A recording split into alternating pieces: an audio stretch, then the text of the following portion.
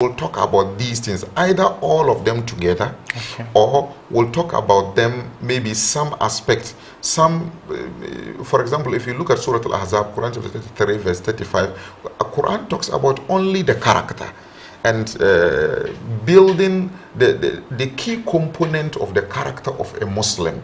I mean, innal muslimina wal muslimati wal mu'minina wal mu'minat. He keeps on up to what the end, counting the character, the building block, or the key component of what a character. But to let you understand the point, that I'm trying to look at the architectural structure of a character. If we say a character, how does it look like? Now, in psychology, we can say that the root of a character is the belief or the awareness. Then from the awareness, it springs into a habit. Or before the habit, we can talk about a behavior or a gesture or an act. If this act is repeated several times, then it becomes a habit. Then when the habit affects our mental setup and our emotional setup, so that we get it stabilized and well organized, then we can call it a character. But in all the structure, there are three very important things: belief, habit, and character. Now, when we look at Quran, in Quran chapter 2, verse 1 up to 3, Allah says Alif Lam Mim. These abbreviations are well known by only Allah Azza wa Jal. Then he said, ذَلِكَ الْكِتَابُ. You see this particular book, لَا رَيْبَ فِيهِ. There is no doubt in this book. Hudan lil muttaqin is a manual of guidance for those who are pious. Okay? Then the Quran wants to define who are the pious people in the third verse. Who are the pious people? Then he said, الَّذِينَ يُؤْمِنُونَ بِالْغَيْبِ. Those who believe in the unseen. So he's talking about belief aspect of the people of taqwa. Then he continues to say, وَيُقِيمُونَ الصَّلَاةِ. Then they regularly establish, constantly establish what? Prayers. That is the 5 daily prayers that we do. That is what the Mufassir will tell it. So from belief, he has come to a regular habit that they do every day. Then he continues to say, وَمِمَّا رَزَقْنَاهُمْ يُنْفِقُونَ. And then from what we have bestowed upon them as providence, they spend out of that one for the sake of Allah Azza wa Jal. Now, in these 3 verses, you realize that when Allah Azza wa Jal is describing the people of taqwa, or the pious people, he talked about their belief, then he talked about their habit, then he talked also about their character. In fact, he talks about their character. Now, these 3 things, go to Quran chapter 2, verse 177, لَيْسَ الْبِرَّ أَن تُوَلُّوا وُجُوهَكُمْ, up to the end of the lesson. Go to Quran chapter 3, Al Imran, verse 134, وَسَارِعُوا إِلَى مَغْفِرَةٍ مِّن رَبِّكُمْ وَجَنَّةٍ أَرْضُهَا السَّمَاوَاتُ الَّذِينَ, from beginning of 134, الَّذِينَ يُنْفِقُونَ فِي السَّرَّاءِ وَالضَّرَّاءِ. Then go to the Surah Al-Ahzab that I have mentioned. You see that all the qualities of those who fear Allah Azza wa Jalla in the Quran is basically, or can basically be categorized under these 3 things. Now, but why have we chosen habit? Because the habit is in such a way that it can give birth to a belief. The habit can give birth to a belief. And at the same time, it can also give birth to a character.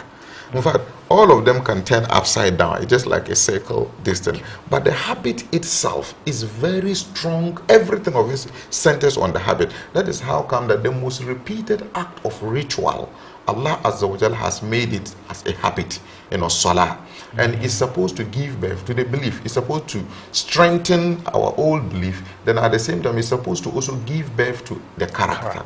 Now, to make it simple for our listeners so that we can proceed and then go into the topic into details, is that if you look at a tree, in fact, sometimes Allah gives that similitude in the tree, Kalimat al-Tayyibah. I mean, if you look at the similitude of a tree, we can see that the root is the belief aspect. The seed and the root is the belief aspect.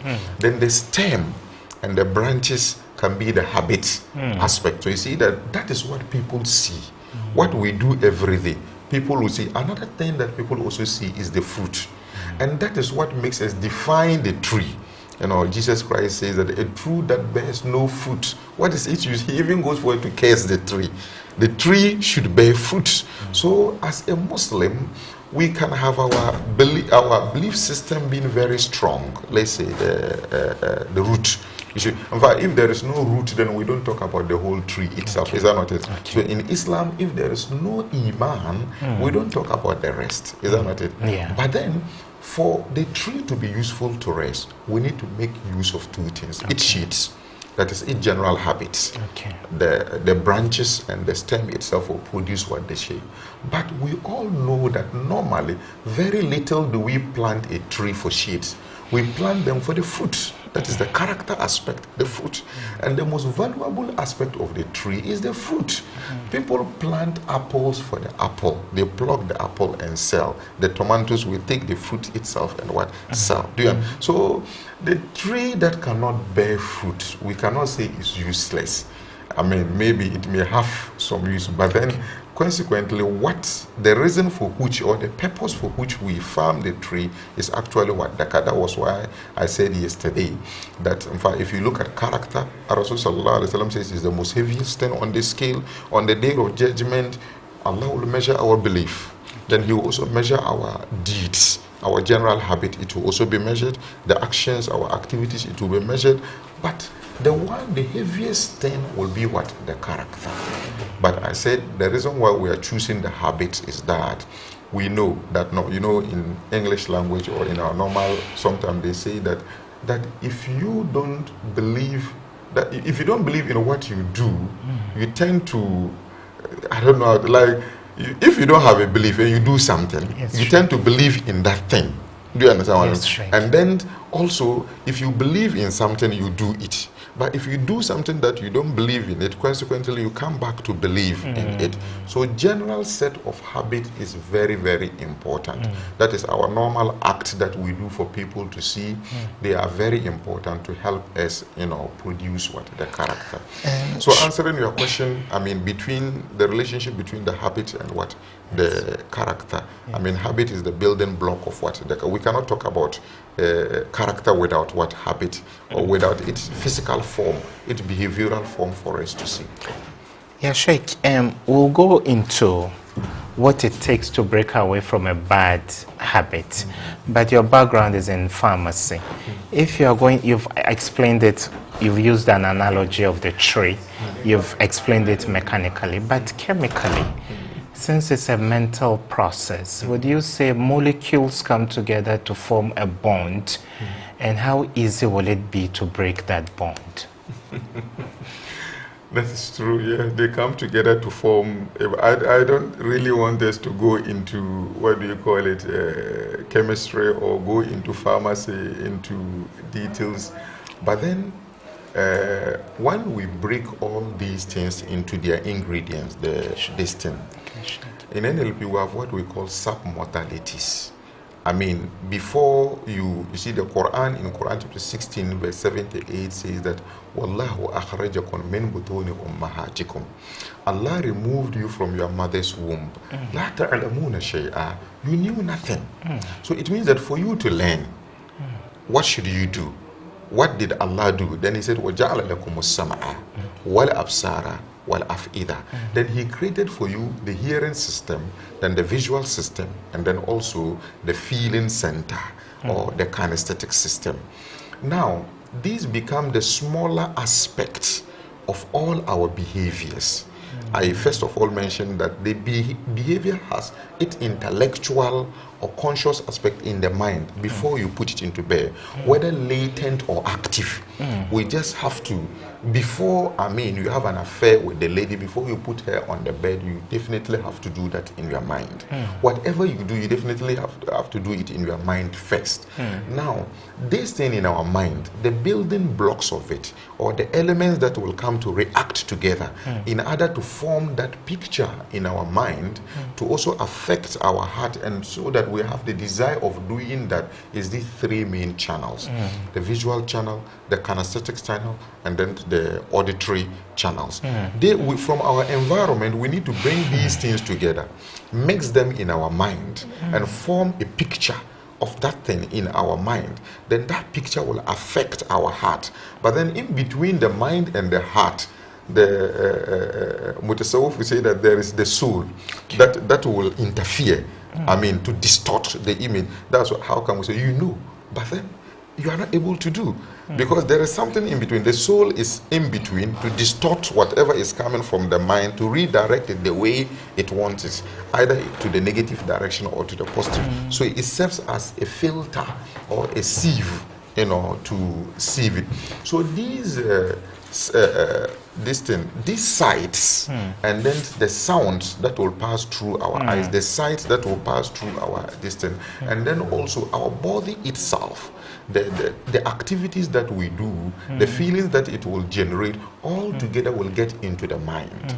But how they get into the mind? Through our nervous systems. From the nervous systems, like externally, the sound will create a change in the neurons, and it will pass through, it will get to the brain. Then these nerve impulses, neurochemical impulses, will come together to form image within our mind, in our mind. Then we will give an interpretation to the image in the mind based on other old experiences that we have. NLP, neuro-linguistic programmers, will call it filters, based on filters that are in our mind. Then the educational psychologist, somebody like Jean Piaget, will call it schemes, based on certain patterns of learning in our mind. So we give an interpretation, we give a meaning to this picture or to what is happening, and that will consequently affect our heart. Then we have a desire either to react or not to react.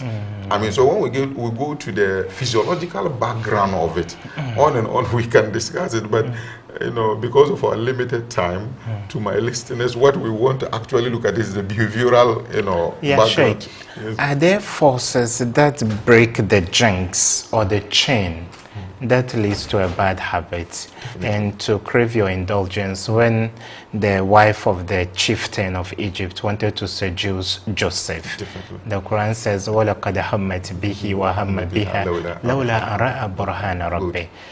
So what was that burhan, and what are the positive forces that break the chain of bad habits? MashaAllah.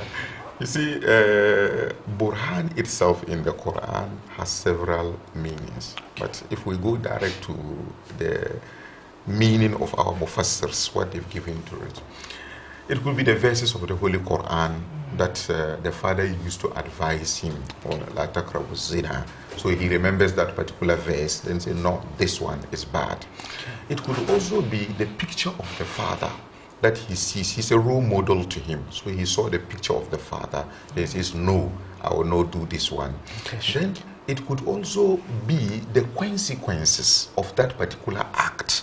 You know, when you do this, you go to hellfire, you get hellfire. Then maybe he pictured hellfire. When I do this one, this is where it will land me to. I mean, so the Burhan has said, but in the end of it all, we realize that Burhan is something that prevented him from falling into that particular act. I mean, he had a stimuli pushing him to somewhere, and something blocked that particular stimuli, either redirected it or completely truncated the stimuli from letting him fall into that distance. Now, if we look at it from the different views that the Mufassirs have said, you know, some say he remembered, he saw the hellfire. You know, I mean, if you do this, this is the consequence. And it is something that we use in NLP a lot.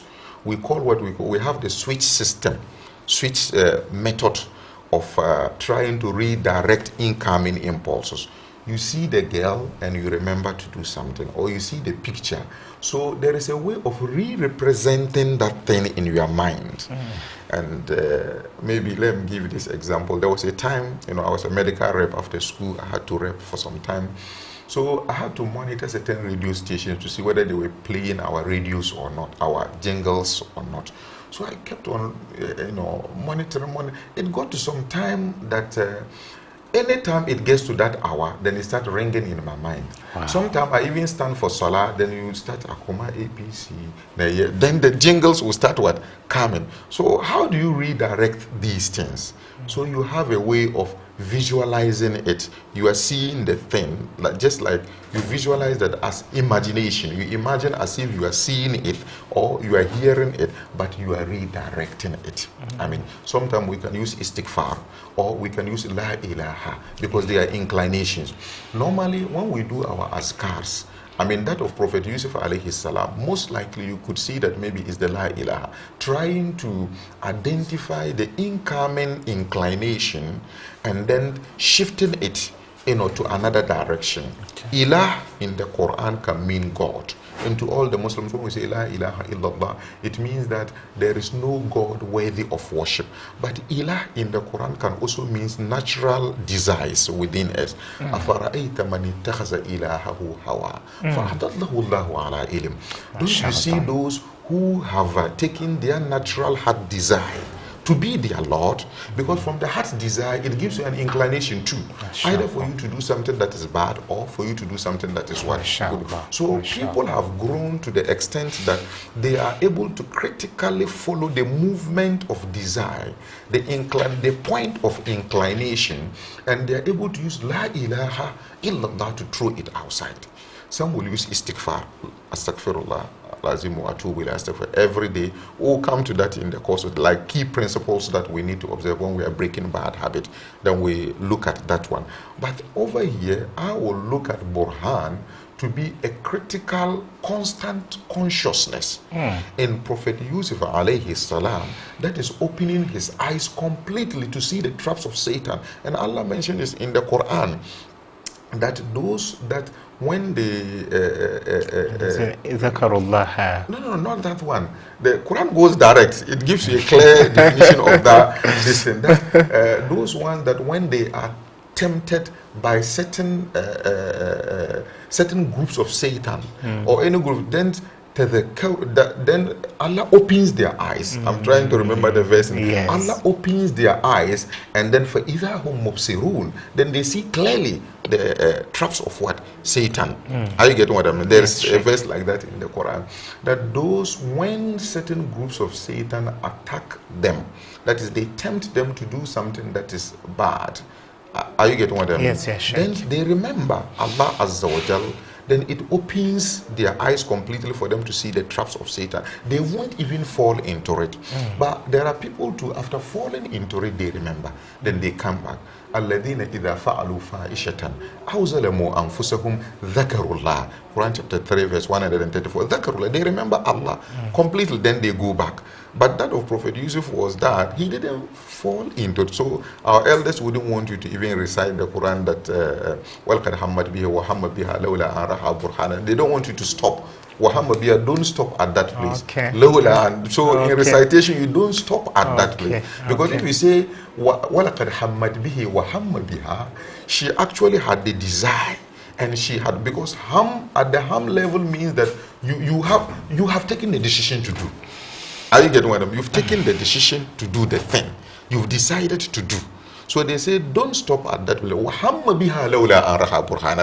He would have also had that ham within him, that desire to do that, if he hadn't seen the burhan of his Lord, if he hadn't seen the true light of what is Lord. So over here, coming back to it, we can simply see the burhan to be like a filter.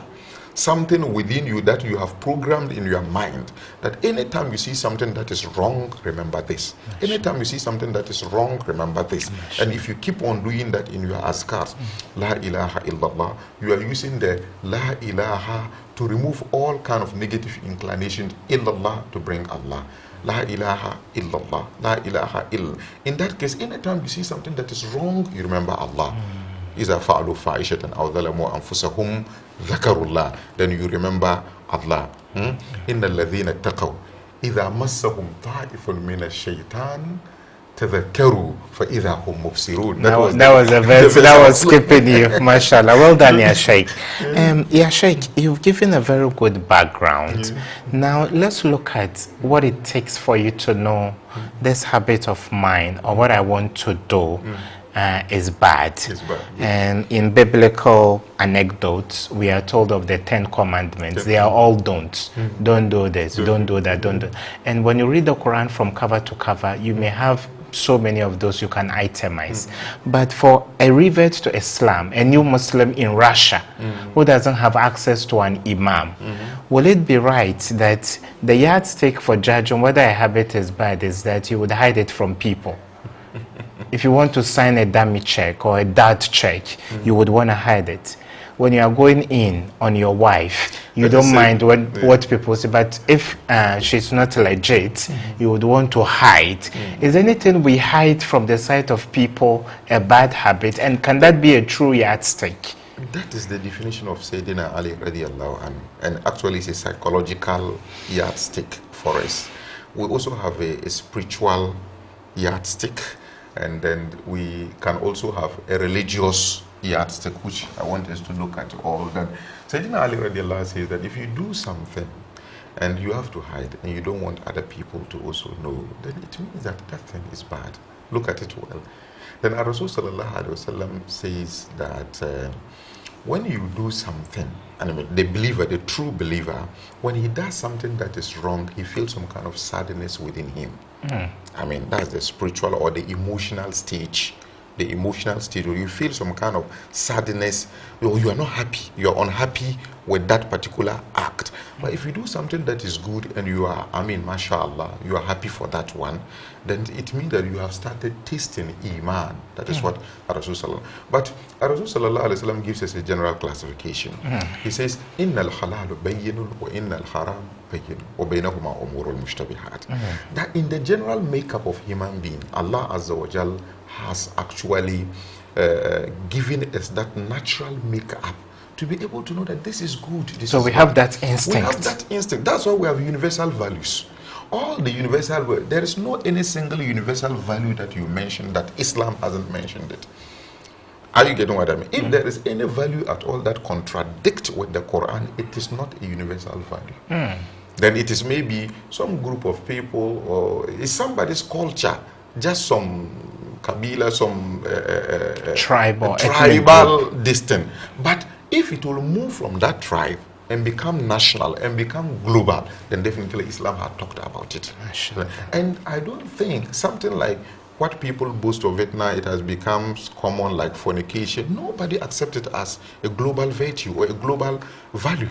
In almost all the cultures, it is not only in Islam that we frown against fornication, or in Christianity, in so many other cultures. It is now that we are being forced to think that otherwise. You understand what I mean? Yes, Sheikh. So naturally, Allah has created it in such a way that from our natural instinct that we have within us, we know within us that this is wrong, this is good. Quite apart from that one, we come to the intellectual one too. You know, from our mind, we're able to judge and know that this is good, this is bad. Then from that one, we go to the spiritual one within us. Then from the psychological one, that the one that Sayyidina Ali radiallahu anhu said, if people look at you and you don't want people to see you with that one, and truly see that most of the sins you don't want people to see. It's true that we don't want people to see us having an affair with our wife openly. I get on, it's part of our natural destiny. But let's assume when they see what happens. Oh, it's his wife, that's all. But if it happened to be your girlfriend, what will happen to you? It becomes a topic of what? Discuss. That is the real what? Shyness. But then in Islam, the real definition of it, absolute definition of whether something is bad or something is good, comes from what? The Quran. And it comes from what? The Sunnah. So it means that we have to make effort to learn. That is how come we say Iqra. The first thing to do is for us to read, so that we can nourish the mind and then nourish the heart before even we talk of what? Action. Okay, so if you're a new revert, fine, you will be guided with some of these things, but then the ultimate thing is for you to read the Quran, and the ultimate thing is for you to ask the ulamas, I want to do this and that. Is it good or bad? And they guide you. But what is good, I mean, it's clearly known. That's what the Rasul sallallahu alaihi wasallam says. Okay, mashallah.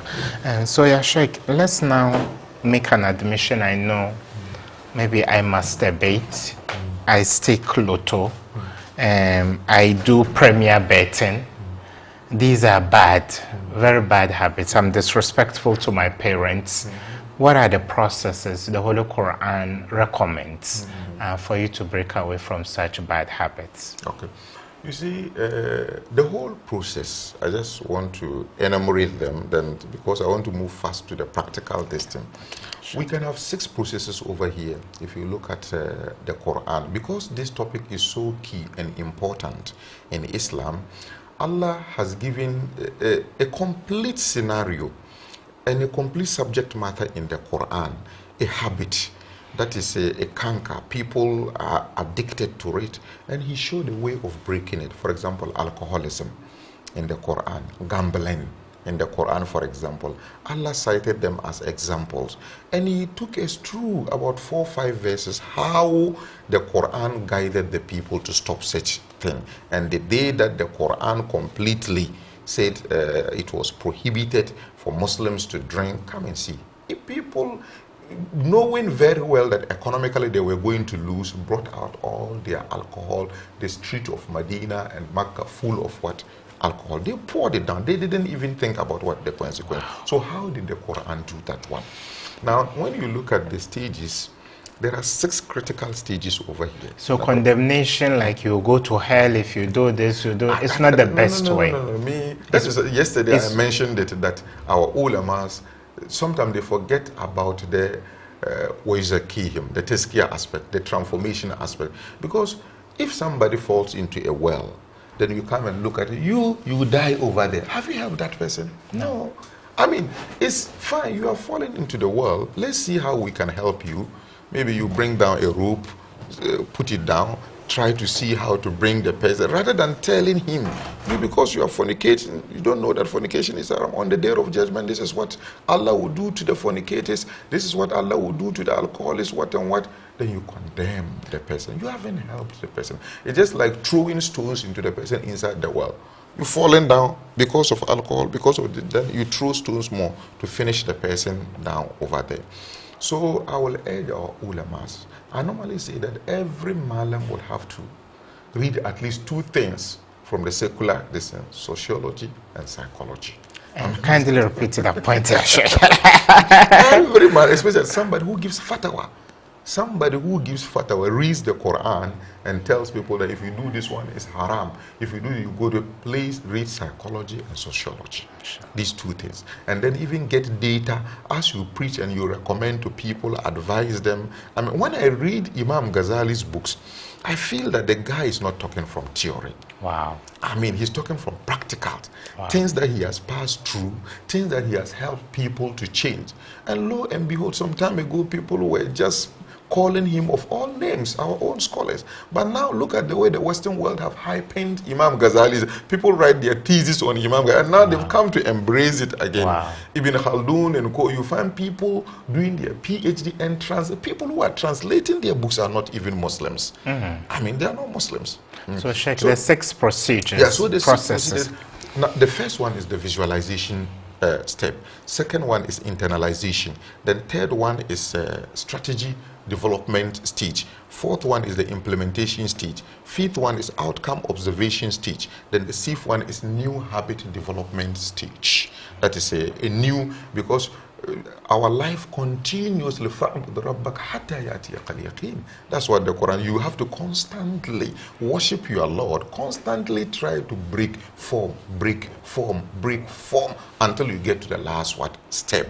So these are the steps, and what do they mean? Just a quick meaning. Visualization means that you have to first of all break that habit in your mind. If you don't accept that it's a bad habit, you can't. يسألونك عن الخمر.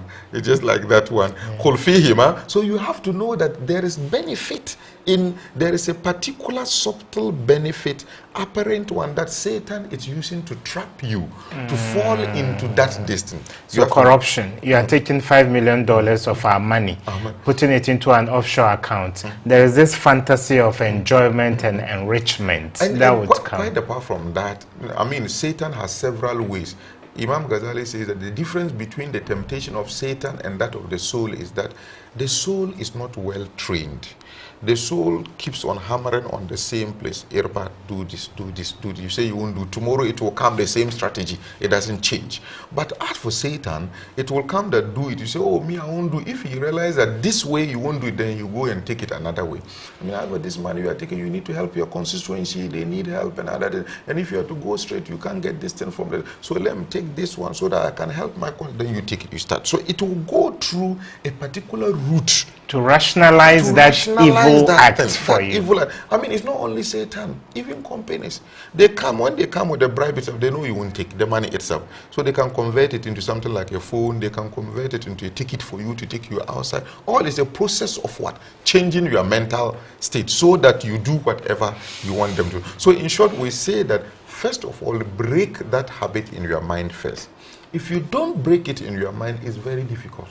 It will be very, then you stop doing the thing because people are saying it's not good, because your community frowns against it. But if you get a proper environment that you can exhibit that and you exhibit, you do it, because you yourself, you don't agree that it is bad. So first of all, you have to agree that this is bad. And it's not only the agreement, you also have to know the bad consequences, the ill effect on you. Then you also have to know the benefit of staying away from that thing. Again, and you have to also discover that small benefit that is in it, that is pushing you to fall into it. Well, in fact, the visualization has its own stages. But all that I'm trying to say is that you have to break the thing in your mind first. You have to first of all say that this one is bad. I need to stop it. It is not good. Why is it not good? Not because the Malam said it's not good. Okay. You say, why is it not good? Because it has this physiological effect on me. Because it has this social effect on me. It has this negative economical effect on me. Intellectually, you have to know all the bad aspect of it. And you have to know the good aspect that Satan is luring you to push you into it. Visualization. Then after knowing, sometimes you can know all these things, but you can't stop. I mean, especially those who have done it to the addiction level. He knows that taking this Tramadol is bad. He knows that taking this cigarette is bad. I mean, he has read all this, but he cannot stop. Why? Because the heart is not ready to stop. So you have to internalize that your knowledge. If we are to discuss it, we come to that. You can have the knowledge, but how do you push it into your heart? The path between the mind and the heart, normally we say that you use a certain soap, a detergent to clean the dirt that blocks that path. And number one detergent is repetition. You repeat that thing too much, what you know in your mind. If you repeat it too much, then slowly you start internal. But one effective way that Rasul Sallallahu Alaihi Wasallam gives to us is thinking about death. If you think too much about death, then that path, because those debts that covers between your mind and your heart normally are worldly desires. I mean, it is worldly desire that blocks your intellectual reasoning for you to put it aside and go and take that bribe money and forget about your own instinct or your emotion. You know this is bad, but then you are still doing it. It's worldly desire. To clear these worldly desires, Rasul Sallallahu Alaihi Wasallam think about death. It is that one that cuts the worldly desires aside. So when you think and repeat thinking about death a lot, it opens the path between your mind and your heart so that you push that particular knowledge into your heart. Sheikh, sorry about that. At this juncture, we announce the phone lines. You can call in onto the show and make an intervention or ask a question, and the number to call will soon be displayed on your set. Anyway, so it means that we have to go straight, at least give our audience some tips. Yeah, Sheikh, you mentioned visualization and recognizing that what you are doing is bad. Let me take you off your comfort zone. Okay. For a young man to grow dreadlocks or rasta, is it a good habit or a bad habit? And for a young man to put on an earring and still go to the mosque and pray, is it a good habit or a bad one? These are things that Rasul Sallallahu Alaihi Wasallam has condemned, especially resembling the opposite sex. I mean, your real identity. It doesn't even make you get a stable psychological setup. Everybody, you have your psychological setup that actually relates with your appearance. So if you forcefully want to change your appearance to one side, it doesn't give you a sound psychological background for you to leave your normal distance. Wallahu a'lam. But Rasul Sallallahu Alaihi Wasallam condemns that one. So Rasta is bad. You see, I don't want to say this is bad, this is good. No, but Sheikh, we need to know here, Sheikh. Then, because you call me Sheikh, that's why you want to get those. I'm not the Sheikh. It's the Malams who will, give you those kind of this thing, whether this is bad or that is this thing. But normally, these things, let's assume that I don't know them. I don't know whether Rasta is bad or Rasta is good. Normally, who are the type of people who do the rasta? Rasul sallallahu alaihi wasallam resembling somebody.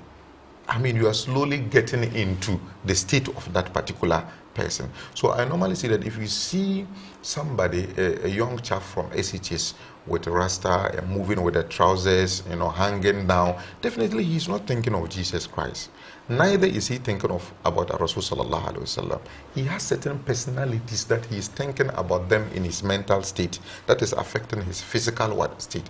And those personalities, will they drive him into a good, perfect character, or they will drive him into a bad character, or a character that is not useful to us?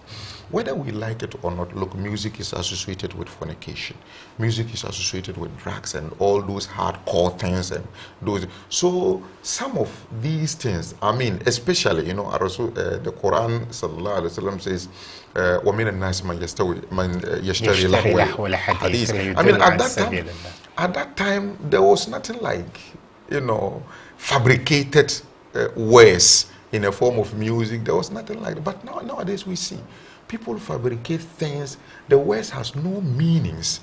It has nothing to do with our character. It has nothing to do with morality. Sometimes it is even immoral, and they fashion it in a way that they push certain bad things and images into the mind of the youth, and finally they land them somewhere.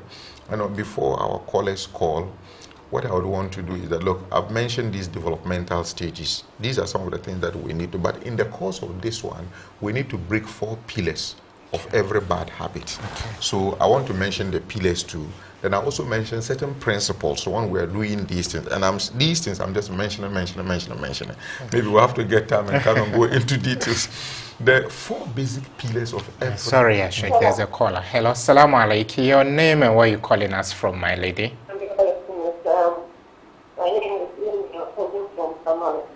Okay, welcome to the show, and speak up a bit. Please, I want to say, if somebody buy a shell at the bank. Sorry, your line is really bad. Can you reposition yourself? If somebody a federal bill in a bank and getting an interest from it, I want to ask a question: is it haram and halal? And the money that the person buys for the federal bill, and it's up to 1 year, if the person has to remove the zakat or taken for it or not? Thank you. Wa alaikum salam. Thank you so much. Sheikh really wants to avoid halal and haram issues. Yes, but you can call on the substance, on the topic we are discussing. Thank you so much for your call. Okay, so to help my listeners and help myself, every habit has, or every character has 4 main pillars. That in fact, if we do nothing but breaking only these pillars, then we solve the issue. Okay. Now, every habit has time component of it. Either the specific time we do it, or the amount of time, the duration we use in doing that thing. Sheikh, sorry, there's a caller. Hello, assalamu alaikum. Alaikum salam. Your name and where you calling from?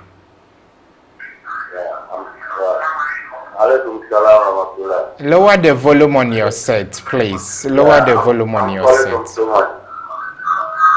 You are calling from Somenya. Thank you, but lower the volume on your set so we can hear you.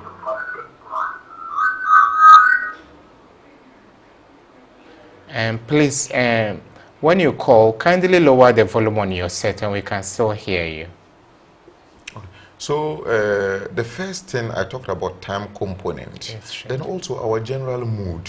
Sometimes we find ourselves in what I call resourceful and productive mood. We want to do something good. And sometimes we find ourselves so bored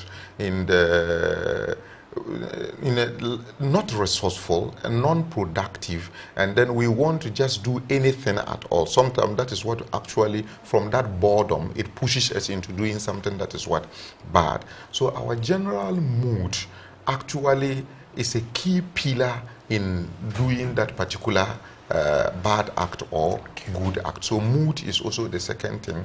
Then the third thing is the general activities we embark, either before that bad habit or even inside that particular bad habit. Then also the fourth thing is the location, the environment in which we find ourselves. Now these things, if you change any one of them... Okay, sorry. Hello, assalamu alaikum. Hello?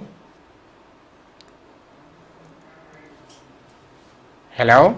Lost the call. Okay. Okay, sure. Yeah, so quickly, if you change these things, if you're able to manage these things and reposition them in a better way, then it means that you are gradually building a good habit or you are breaking a bad habit. Okay, I hope this is stable. Hello, assalamu alaikum. Alaikum salam. Your name and where you calling from? Yeah, I'm calling from Somalia. Okay, welcome back, bro. I want to know the difference between Christianity and Islam. Okay, thank you. Thank you. Thank you. Welcome. Okay. Sheikh, you may proceed on your points. So these four things, all this thing that I mentioned, the stages that I mentioned, we're actually going to use them to manage these things. In fact, sometimes when you change your location, then you succeed in breaking a particular. That's why hijrah in Islam is very crucial in developing humanity or in developing a personality. Sometimes you move from one environment to another environment.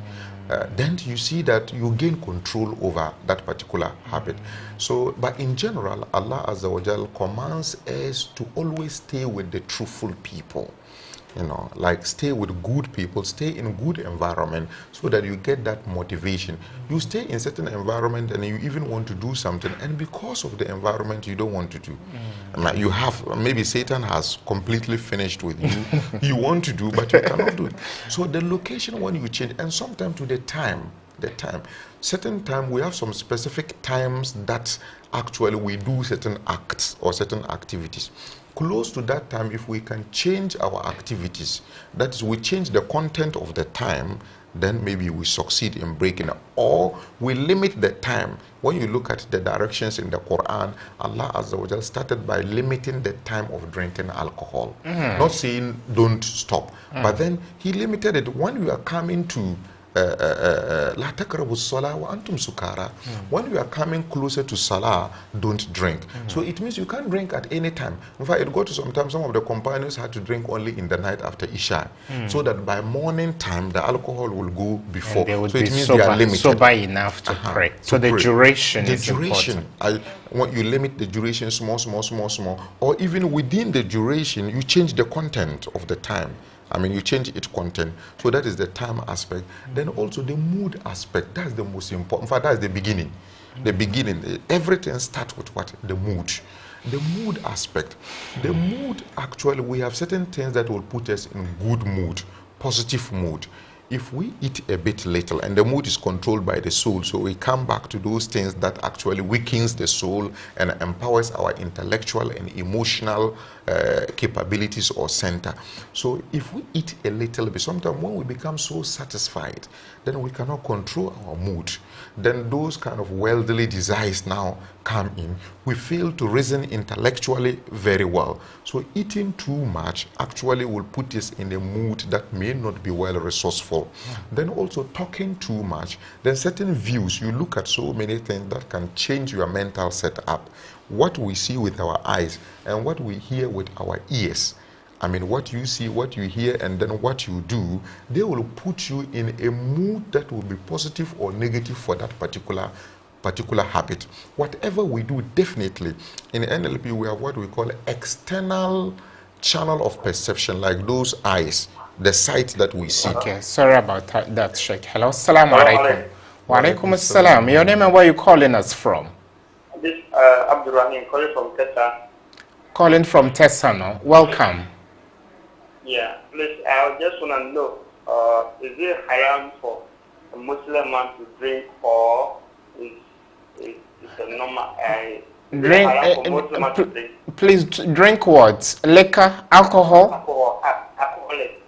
Oh, my brother. Okay, Sheikh will answer you. Thank you so much. We appreciate your call. Just like asking whether fire can burn. It's something we've even given the example here, how the Quran condemned and then helped us to take away from it. Anyway, may Allah make it easy. So, as for that one, let's just let him know it's haram.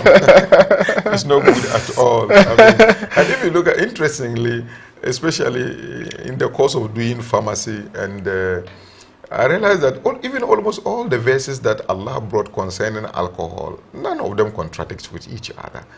I mean, there is some kind of it, says there's some kind of benefit in it and there is some harm in it, but so the benefit is the intoxication that will make you forget your problems only for a while. Because they say it doesn't taste good. That is not even the benefit at all. To rest, most of the active ingredients in our natural environment, one of the solvents that we can use to extract it, and in fact the cheapest, is alcohol. So you can't do pharmacy without alcohol. But because we know that it is very dangerous and toxic, definitely after it you need to purify that particular active ingredient. So after using ethanol, there is a way of neutralizing its impact. Like evaporating it and ensuring that completely you remove it from the system. But you can use it to dissolve paracetamol, you can use it to dissolve so many active ingredients, extract them from it, So it has some benefit to us. But because the harm is higher than the benefit, after extracting, you have to evaporate it so that we don't take it in. Yeah. Now, coming back to what I was saying, this 14, normally I call it the malt pillar.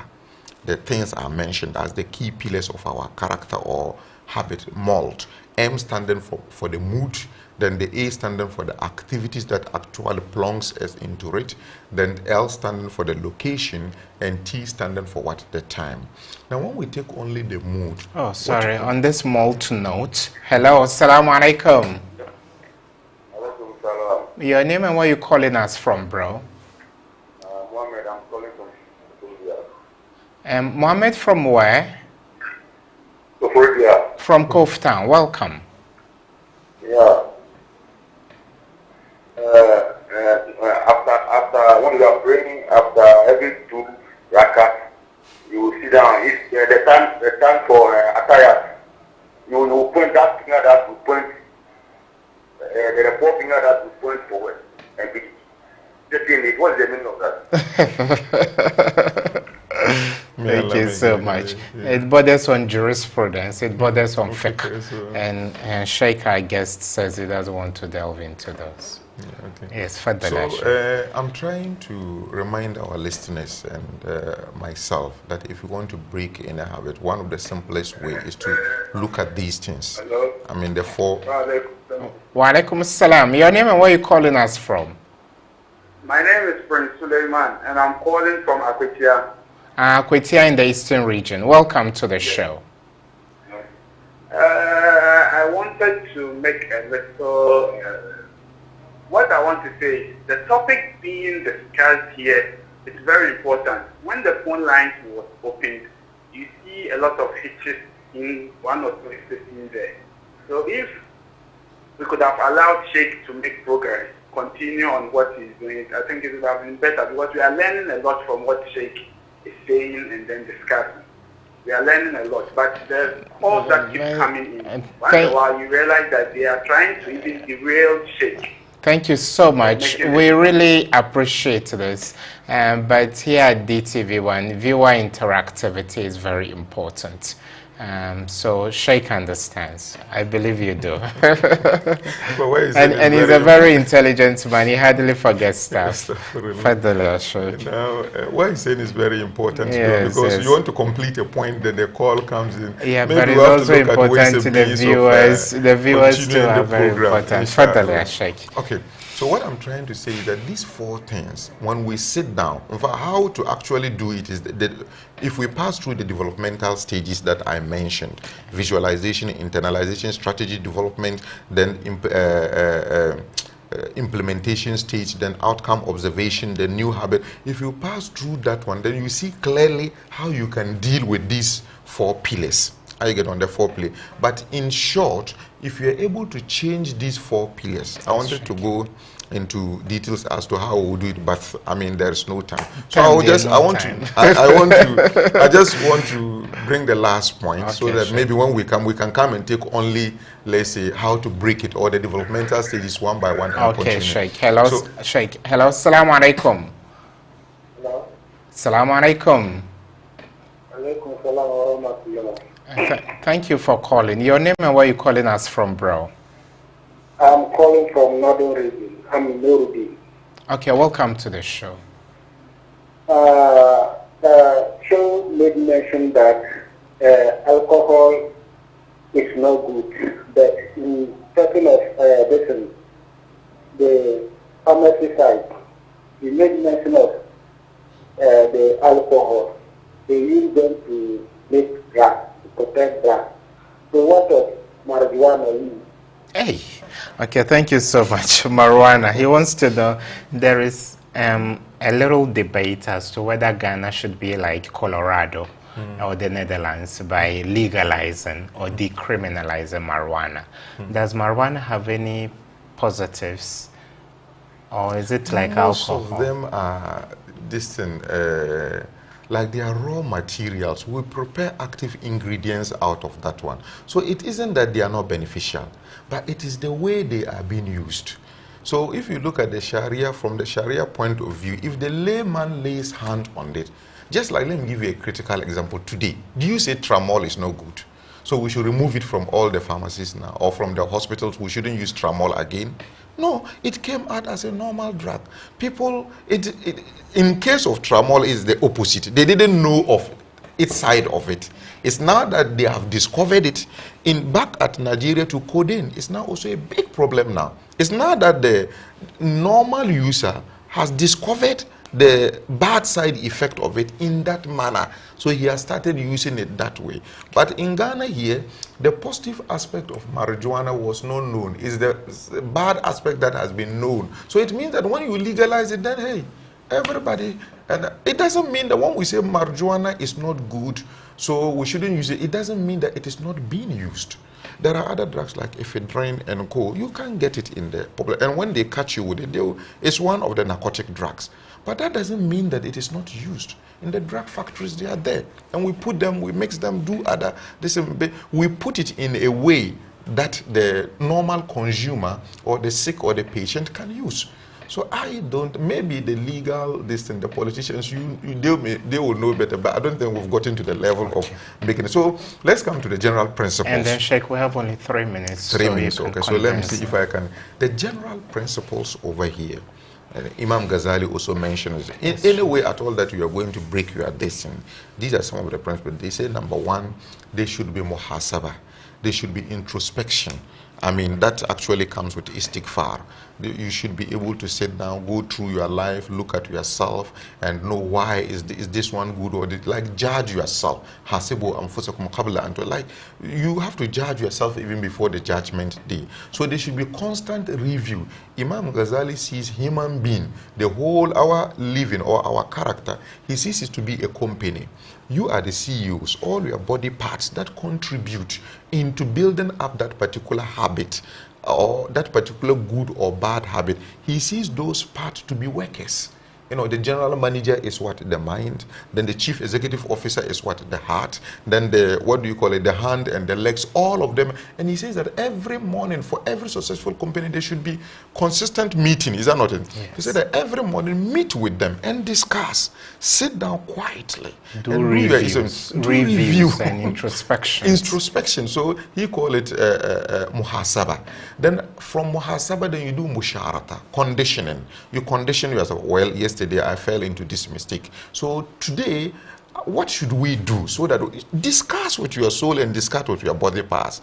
So that becomes what we call like musharata. You condition what yourself. Then from there, you go into what we call mujahada, struggling.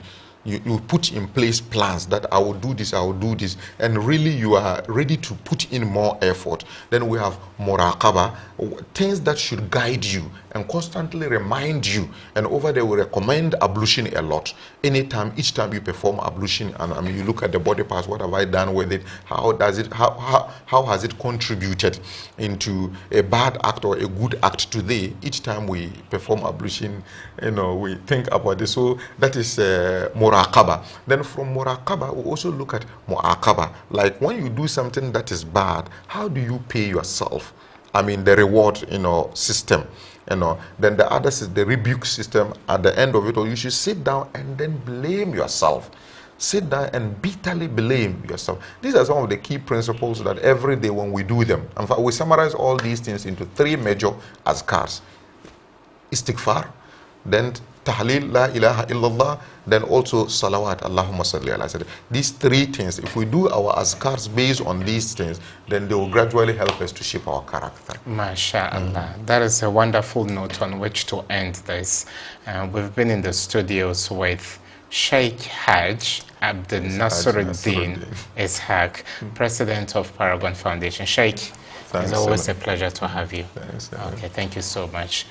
So we come your way tomorrow with another edition of Ramadan Caravan with me, Irbad Ibrahim.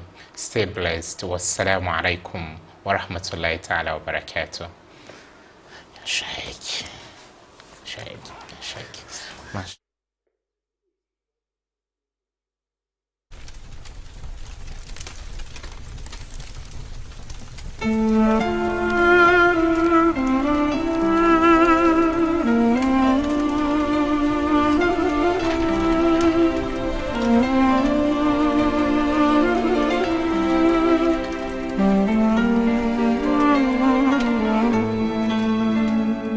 You lift me up high, you spread my wings and fly me to the sky.